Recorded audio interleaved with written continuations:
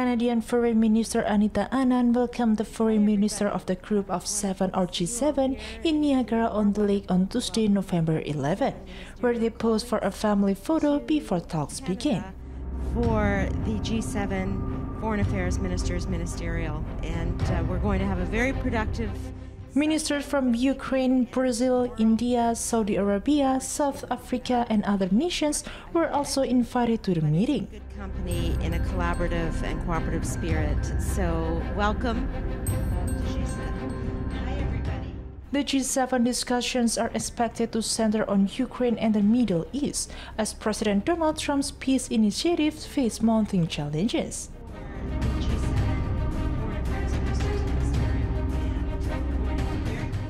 Before the talks, Anand said he expected focused discussion with partners about the long road ahead toward peace in both regions.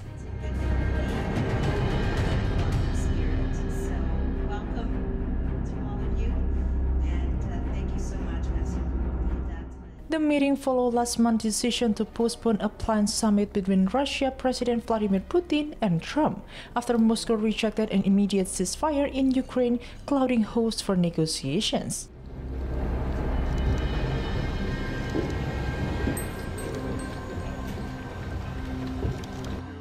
The wealthy democratic nations of the G7 have also struggled to present a united front on the Ukraine conflict, as seen during their leaders' summit in June.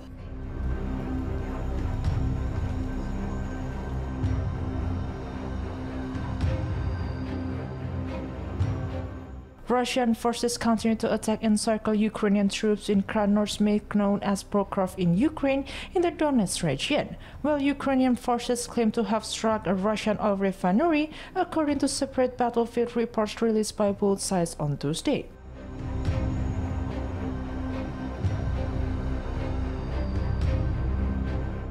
Russia's Ministry of Defense reported that in the past 24 hours, its forces launched assaults towards Sumy, Kharkiv, Donetsk, and Zaporizhzhia.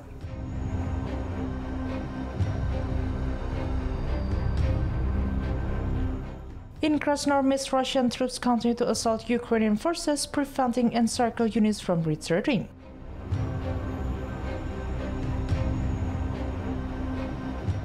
In Kupiansk, Kharkiv Oblast, Russian forces, which have fully taken the eastern part of the city, continue to strike surrounded Ukrainian troops.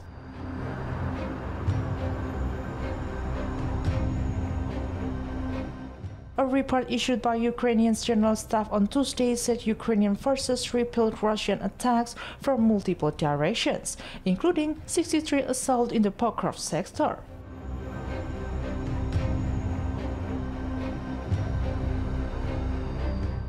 Ukraine's National Security and Defense Council reported the same day that the Ukrainian forces used drones to strike Russia's Saratov oil refinery.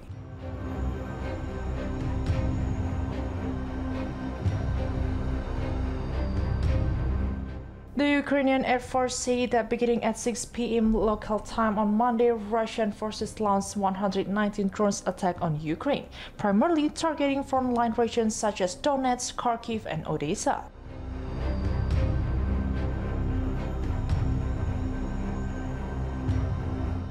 By 9:30 a.m. local time on Tuesday, Ukrainian defense forces had successfully shot down or neutralized 53 of those drones, it added.